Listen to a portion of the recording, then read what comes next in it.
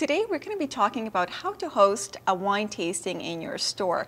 We have a couple of guests who have agreed to assist us. And Heather, why don't you tell us why we should have one at the store and how do we get started? Well, you want to have your customers come in and maybe try products they've never had before.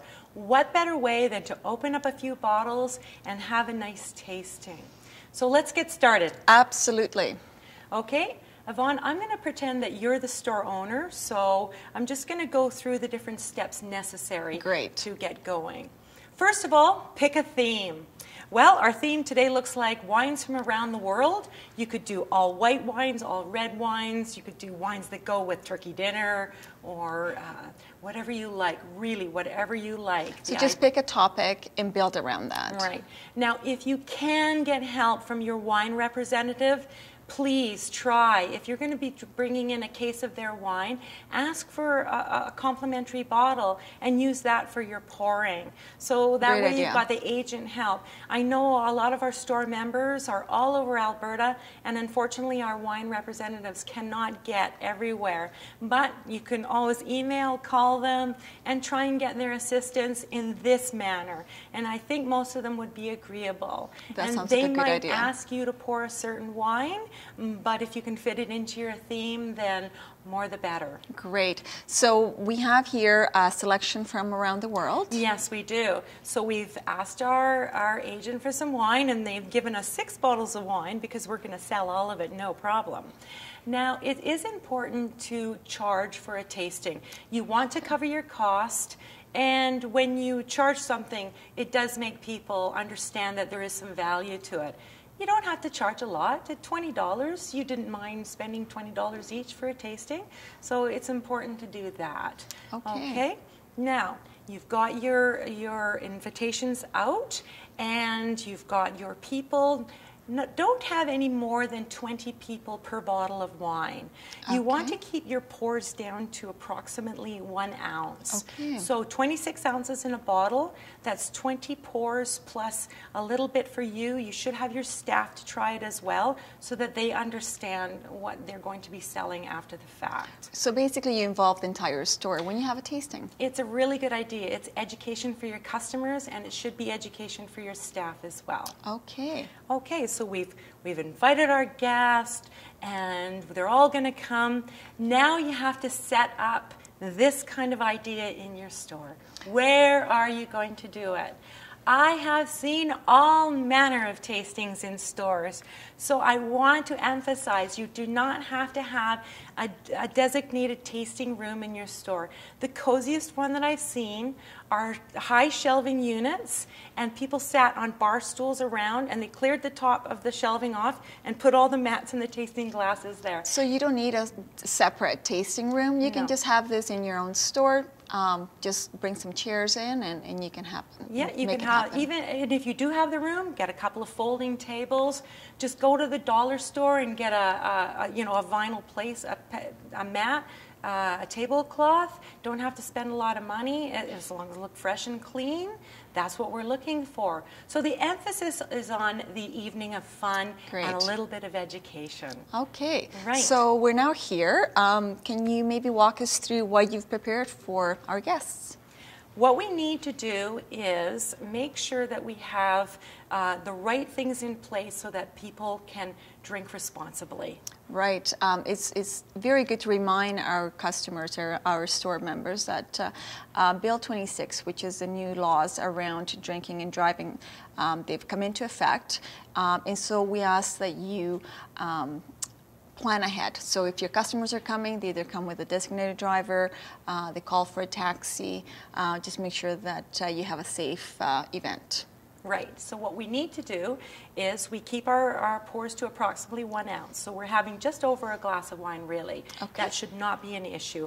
But then we don't know what our customers are able to have. Maybe a glass of wine would put them over. So we just want to make sure that our customers know a little bit of information on responsible. That's right. Okay, so we have a glass of water so that people have something to drink in between the wines. And if people do choose to spit the wine because they don't want to ingest it, but they want to taste it, we do have to have a spit bucket there, or you can have little cups, like styrofoam cups, if people don't want to use a spit bucket. I'm a cup person personally. I just like to have the little cup there to spit into. And explain what that is for when you get going.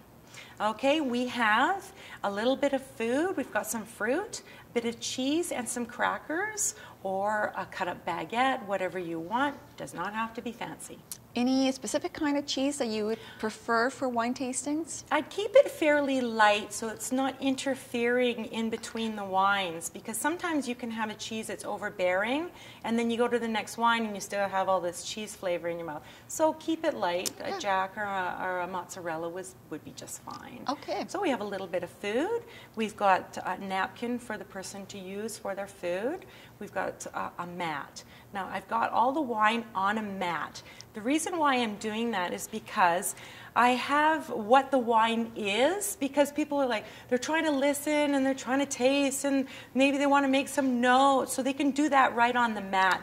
They've got the name of the wine, and you want to encourage people to make notes. So here's where they're going to do it. Then they take this mat with them, and then they've got a clear record of what they had a chance to sample for the evening. And they can tailor make their own mats. They don't have to necessarily follow this one specifically. No. Which you will include in our handouts. Yes, I'm going to make a template of the map so that you can just pull it off of our website, and that'll make it a lot easier, and then you can custom do it for yourself. Great. Yes, yes. Okay, so now we're here. We have the wines. Right. Now, you've got a crew full of people. Take a breath. Remember that people here just want to have a nice evening out. This couple have come to learn a little bit about wine and have fun. It shouldn't be a dry educational evening.